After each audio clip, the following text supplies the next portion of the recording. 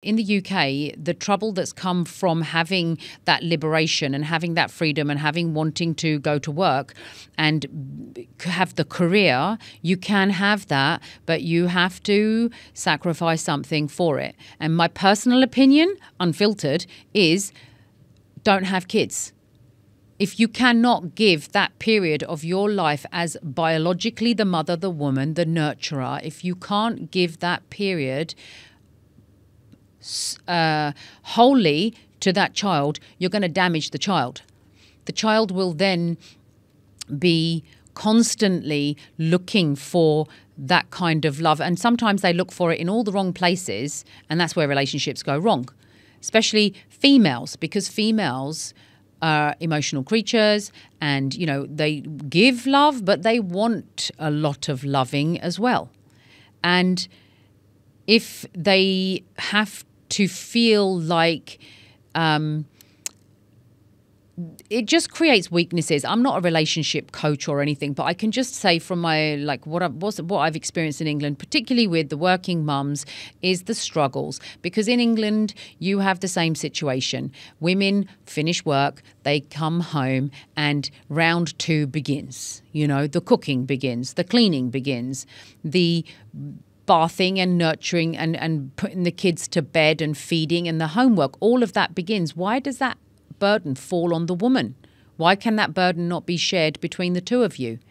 In the UK, my generation probably found that the women carried that burden more, and the next generation, you're finding that it's shared. And that is working. There is still a weakness, though.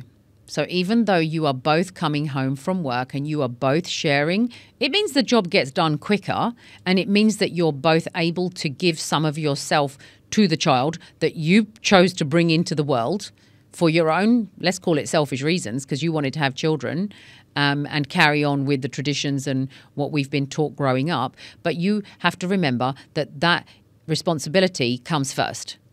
And I know this may sound crazy coming from a woman who has been an entrepreneur and business and all of this, but this is my biggest advice that I can give you. As a woman, you must give your time to the child. If you are going to have children, spend that period of time, especially the first minimum 10 years, you have to engage with that child. After that age, you've laid the foundations, and the rest of it can be worked on. You've given them an emotional security and an emotional strength by being there lovingly as a mother, because all of that has a knock-on effect later on. And what you found in the UK is where the parents are both working, where they come home and they're then, you know, relationship challenges are in there themselves, and he's doing this and she's doing that, and who's lost in between? It's the child that's lost in between, and they become detached.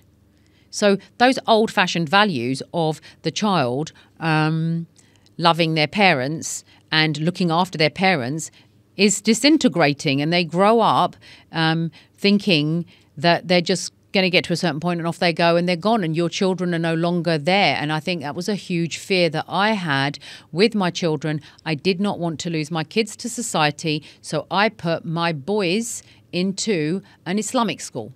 Darul London was convenient to my home. It probably was not the best. However, it was better than my children going to a Western school, because the trouble with Western schools is that there were a mixture of children, which you can respect everybody for their beliefs and practices, but as a whole, the Western world has moved on so fast and the damage is occurring to the kids. So I chose to put my children into non-secular schooling simply because the education system, as much as it used to be great, has now started to crumble. They're testing out topics. They're running experiments with children, giving them greater rights. And I don't deny that that's not a bad thing. Children should have rights. They should have a voice, and they should have parents who support them in bringing up that voice, because, that's the next generation of entrepreneurs. That's the next generation of scientists, the next generation of that child is, if you're damaging the child from the beginning, you're not going to allow that child to become great in the future. So the trouble with the UK is the education system is crumbling, and there's no respect left for the teachers at all. You will be shocked at the kind of things that happen in schools with teachers. The whole home life system is crumbling because marriage isn't a formality. It's a formality in the UK. People have relationships, they'll have children, and then they'll have another relationship and they might have another child. Not saying that it's just married couples that, people divorce. It's not like it doesn't happen, but there's a strength in the old-fashioned traditions of marriage, and holding on to those is so important, because the UK is already past that stage. And actually what you're finding now is women want to be married. They want to have that commitment from the man. They want to be the wife. They want to be the mother. They don't want to be the career woman. Yes, they will educate, but they've recognized the damage to the generation. There is a generation in the UK who have experienced both parents working and they are detached. There is a huge social system. Children are leaving their parents' homes and are being put into state care because the parents are incapable of parenting, which is another skill they don't teach. In traditional values, the parenting is there, isn't it? The man is the man. He's role model in going out and being the provider, and the mother is the caregiver. That's a simple traditional system that's proven in history that works. But westernized